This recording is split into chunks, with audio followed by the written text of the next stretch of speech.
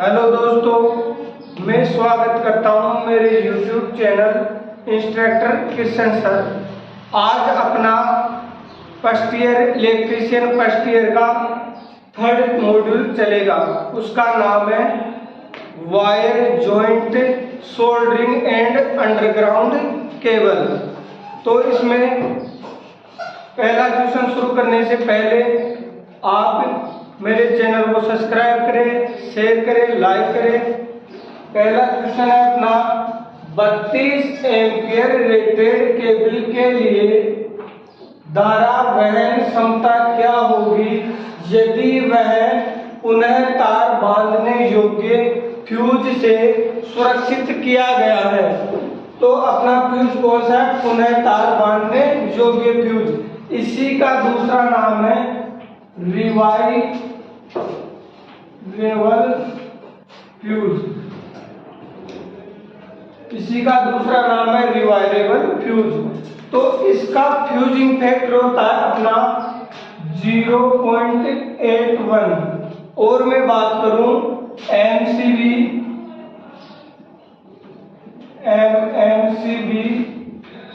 और cartridge fuse.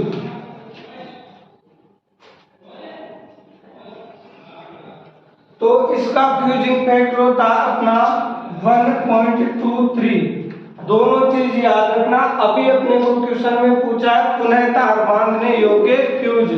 तो इसके लिए एम्पियर दे रखा है 32 एम्पियर। अगर मैं 32 एम्पियर को 0.81 से गुणा करता हूं तो इसका आ जाता है लगभग मेरे पास 25.94। 25.94 का मतलब है लगभग 26। तो ऑप्शन के हिसाब से आंसर अपने को क्या करना है? 26 एम्पियर। जो ऑप्शन में दे रखा है ऑप्शन सी अपना राइट आंसर हो जाएगा 26 एम्पियर। इसकी जगह अगर कार्टिज फ्यूज होता, एमसीबी होती, तो उसके लिए अपना हो जाता 1.23 से गुणा, तो लगभग ये हो जाता 46 एम्पियर के लगभग। अगला क्वेश्चन है सेकंड नंबर का, SWG से तार का आकार मापने की परास क्या है? तो सबसे पहले तो मैं बता दूं आपको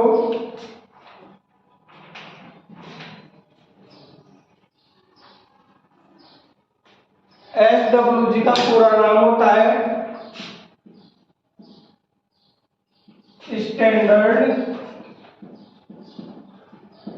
वायर गेज। अब इससे तार का साइज मापने की परास पूछ रहा है। तो एक बार SWG में आपको दिखा भी देता हूं, क्योंकि बहुत से लड़के से वो आइडिया नहीं गए, वो जानते नहीं। तो आप देख सकते हो कुछ ऐसा SWG दिखता है। अब इसमें अपने को तार मापने की परास देखनी है। तो इसमें लिखा होता है 0 से लेके 36 तक। तो आप इसमें देख भी सकते हो लास्ट ये 0 से 36 अगर दिखे तो यही होती है। तो अपना राइट आंसर हो जाएगा 0 से 36 तक की।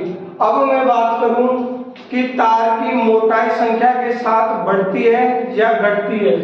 तो मैं तार की अगर SWG की संख्या बढ़ाता हूं तो तार की मोटाई घटती है।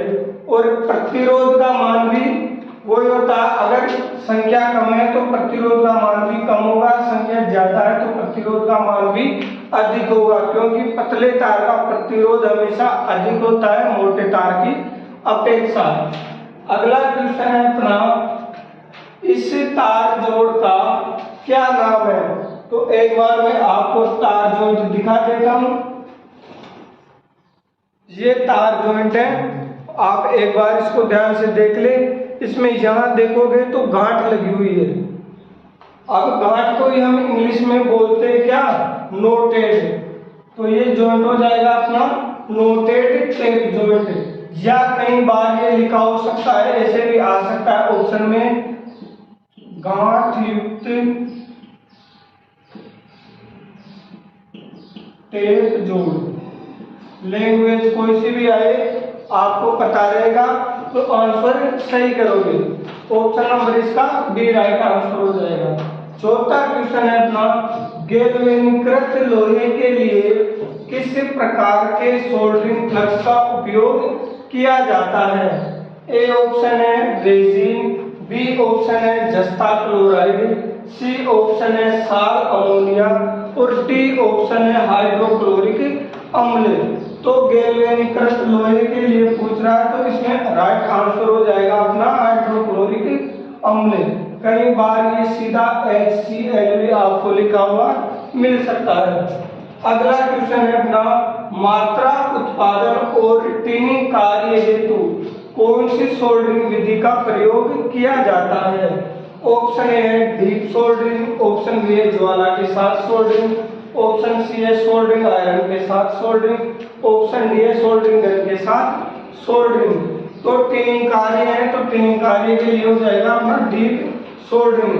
ज्वाला के साथ सोल्डरिंग केबल के जोड़िया ओवरहेड लाइन में करते हैं। सोल्डरिंग आयरन के साथ सोल्डरिंग सामान्य जोड़ों में करते हैं और सोल्डरिंग गन के लिए भी सामान्य जोड़ों में किया जाता है।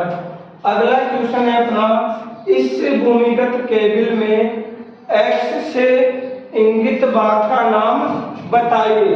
तो भूमिगत केबल का मैं आपको चित्र दिखा देता हूं। इसमें एक्स से चिन्हित भाग ये दिख रहा होगा तो इसका नाम है अपना बेल्डिंग। आर्मरिंग नहीं है, लेड चित्र भी नहीं है और कागज कुचालक भी नहीं है। अगला क्वेश्चन है अपना XLPE का पूर्ण रूप क्या है? तो XLPE का पूर्ण रूप है क्रॉस लिंक्ड पॉलीएथिलीन। ऑप्शन में देखते हैं कौन सा ऑप्शन अपना सही होगा। ए ऑप्शन है क्रॉस लाइन पॉलीएथिलीन, तो इसमें आ रहा है लाइन इसलिए ये ऑप्शन अपना गलत है। बी है एक्सेस लिंक फेस एथिलीन, तो ये भी ऑप्शन गलत है। सी है क्रॉस लिंक्ड पॉलीएथिलीन, तो अपना राइट आंसर यही हो जाएगा ऑप्शन सी। डी है एक्सेस लेंथ पेपर एंड एबोनेट, तो ये भी अपना एबोनाइट, ये भी अपना गलत हो जाएगा। अगला क्वेश्चन है भूमिगत केबल में सर्विंग परत का क्या उपयोग है? ए ऑप्शन है केबल को नमी से बचाना, तो सर्विंग केबल को नमी से नहीं बचाती, ये अपना गलत हो जाएगा। दूसरा है केबल को यांत्रिक क्षति से बचाना, तो यांत्रिक क्षति से बचाती है बेडिंग या मेटेलिक शीट, ये भी अपना सही नहीं हुआ। धात्विक कवच को शरण से बचाना, तो धात्विक कवच को शरण से नहीं बचाती। आर्मरिंग को वायुमंडलीय स्थिति से बचाना, तो यही अपना राइट आंसर हो जाएगा। अगला क्वेश्चन है लूप टेस्ट में भूमिगत केबल के किस प्रकार के दोष को ज्ञात किया जा सकता है? तो मैं बता दूं ये चित्र दिखा रखा है, इसमें अपने को लूप टेस्ट का दोष बताना कि कौन सा ज्ञात कर रहे हैं। तो इसमें हो जाएगा भू दोष, तो इसमें कोई अर्थिंग का चिन्ह नहीं बना होता, अगर भू दोष होता तो नीचे ऐसा सिंबल दिखता, इसलिए ये तो अपना आंसर सही नहीं है। दूसरा है लघु परिपथ दोष या शॉर्ट सर्किट दोष, तो यही अपना राइट आंसर हो जाएगा। खुला परिपथ दोष कुंडली खुली होती है तब होता है, कमजोर कुचालक का कोई इश्यू है नहीं। अगला क्वेश्चन है अपना तांबे के परमाणु के आबंध चक्र यानी कि बाह्यतम कोश या बाहरी कक्ष में कितने इलेक्ट्रॉन होते हैं? तो पहले तो मैं बता दूं तांबे का परमाणु क्रमांक होता है 29 और इसको निकालने का सूत्र होता है अपना 2n²। इसी से हम आबंध या चक्र इनको निकालते हैं। अब तांबे का परमाणु क्रमांक 29 है तो पहले कोष में आ जाएंगे 2, दूसरे में आ जाएंगे 8, तीसरे में आ जाएंगे 18 और लास्ट में आ जाएंगे 1। तो बाहरी कक्ष में ये हो जाएगा, अगर आप जोड़ोगे 2 + 8 + 18 + 1, तो ये अपना हो जाएगा 29।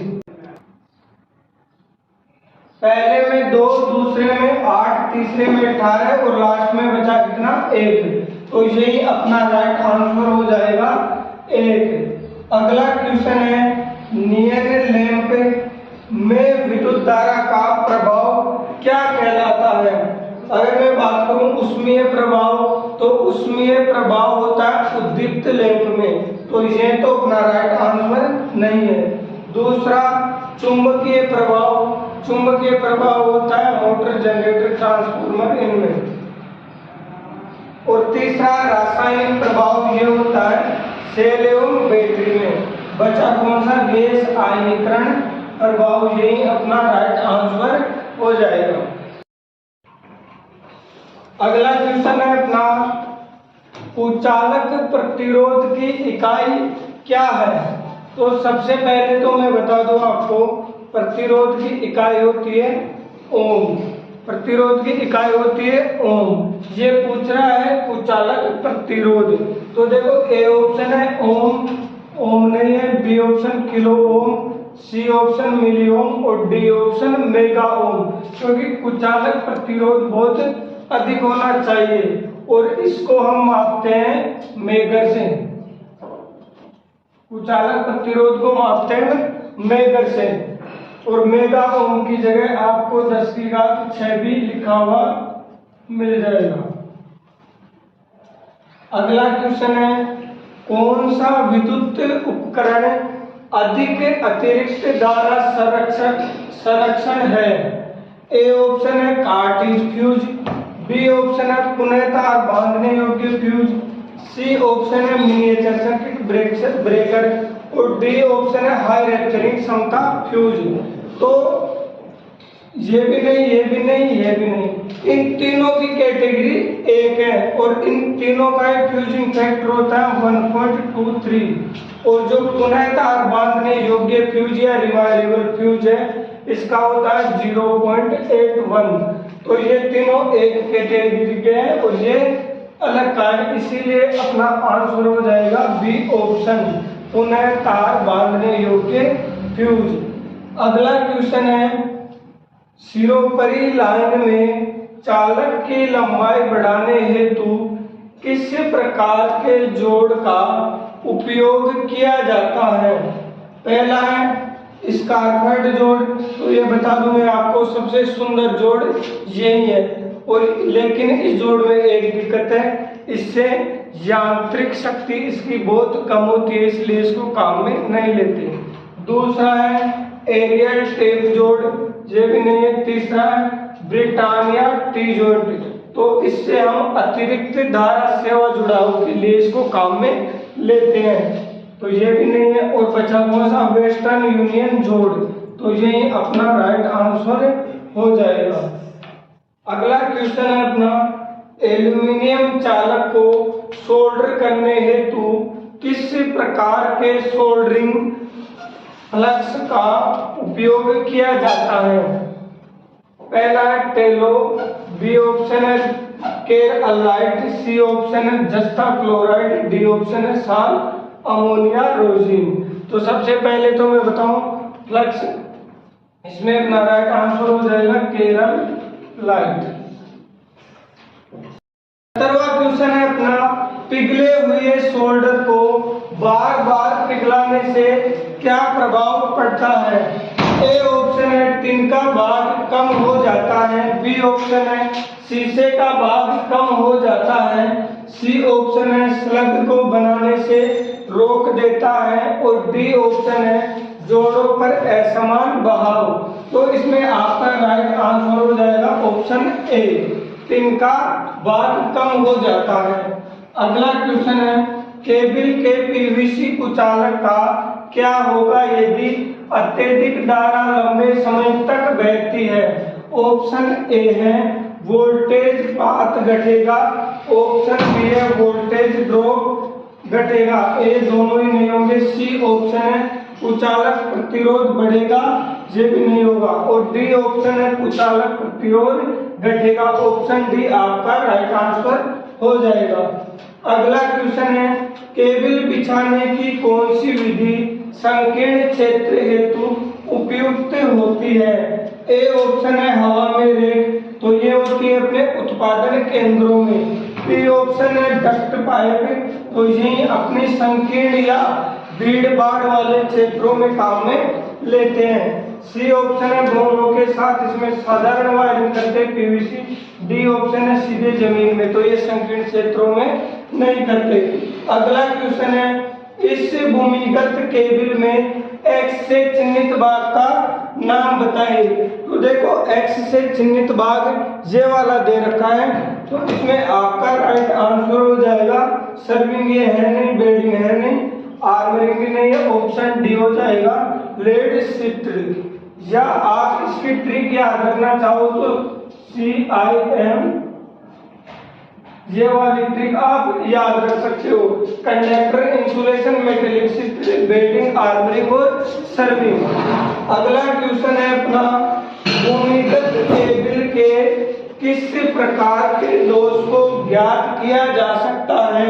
वही क्वेश्चन दोबारा रिपीट हुआ है, इसमें ज्यादा दिक्कत है नहीं। तो क्या हो जाएगा अपना शॉर्ट सर्किट, परिपथ। एक ही क्वेश्चन दो बार रिपीट हो गया है, इसका भी आंसर हो जाएगा। 22वां क्वेश्चन है, भूमिगत केबल में कौन सा भाग धात्विक कवच को शरण से बचाता है? तो धात्विक कवच को शरण से बचाता है बेडिंग, ऑप्शन बी आपका राइट आंसर। 23 नंबर का क्वेश्चन है अपना, सोल्डरिंग आयरन को उपयोग न करने के समय स्टैंड में क्यों रखा जाता है? ए ऑप्शन है ये जलने एवं अग्नि को रोकता है। बी ये अतिरिक्त उष्मा को नियंत्रित करता है, उष्मा को नियंत्रित नहीं कर सकता। सी ऑप्शन है सोल्डरिंग प्रक्रिया का समय बचाने हेतु, तो समय से इसका कोई रिलेशन नहीं। डी ऑप्शन है संचालक को विद्युत झटके से बचाने हेतु, तो विद्युत झटके का इसमें कोई रोल नहीं। यह सिर्फ बचाता है, यह जलने एवं अग्नि को रोकता है। अगला क्वेश्चन है अपना 24 नंबर का, जंक्शन बॉक्स में किस प्रकार के तारों के जोड़ पाए जाते हैं? ए ऑप्शन है रेड टेल जोड़, ये नहीं होता। बी है सीधा टेप जोड़, तो ये भी हम जंक्शन बॉक्स में काम में नहीं लेते। सी ऑप्शन है रेड टेल जोड़ और डी ऑप्शन है मेरिट जोड़। तो अपना राइट आंसर हो जाएगा रेड टेल जोड़। इसी का दूसरा नाम है पिग टेल जोड़, और इसी को हिंदी में कहते हैं चूहे की पूंछ या सुअर की पूंछ के जैसा। अगला क्वेश्चन है, इस जोड़ का क्या नाम है? एक बार आप चित्र में देख लो, ये वाला जॉइंट इसी का नाम पूछ रहा है। तो मैं बता दूं आपको, ये जॉइंट कुछ ऐसे प्रकार का है, अगर ध्यान से देखोगे तो ये ऐसे प्रकार का जॉइंट है, तो इसका नाम हो जाएगा मेरिट जोड़। ये जोड़ है नहीं, वेस्टर्न यूनियन है नहीं, ये ब्रिटानिया टी जॉइंट है नहीं। अगला क्वेश्चन है, ब्रिटानिया टी जोड़ का क्या उपयोग है? तो देखो ब्रिटानिया टी जोड़ ऐसे होता है, टी की आकृति का। ए ऑप्शन है लाइन की लंबाई बढ़ाने के लिए वेस्टर्न यूनियन या मेरिट जोड़ का हमें लेते हैं। दूसरा है आंतरिक और बाह्य वायरिंग स्थापित करना, इसमें भी काम में नहीं आता। सी ऑप्शन है चालक पर यांत्रिक तनाव आवश्यक नहीं। डी ऑप्शन है सिरोपरी लाइन से सेवा जुड़ाव हेतु, यही अपना राइट आंसर हो जाएगा। अगला क्वेश्चन है, सर्विसिंग और रिपेयरिंग कार्य के लिए किस प्रकार की सोल्डरिंग विधि प्रयोग की जाती है? ए ऑप्शन है डीप सोल्डरिंग, बी ऑप्शन है ज्वाला के साथ सोल्डरिंग, सी ऑप्शन है सोल्डरिंग गन के साथ सोल्डरिंग, डी ऑप्शन है सोल्डरिंग आयरन के साथ सोल्डरिंग। तो मैं बता दूं डीप सोल्डरिंग लेते हैं टिनिंग कार्य के लिए, ज्वाला के साथ सोल्डरिंग लेते हैं ओवरहेड लाइन में केबल के जोड़ों में, और सोल्डरिंग गन के साथ सोल्डरिंग काम में लेते हैं हमें सर्विसिंग और रिपेयरिंग कार्य के लिए। तो अपनी पहली क्लास यही खत्म होती है। सभी को धन्यवाद, थैंक यू।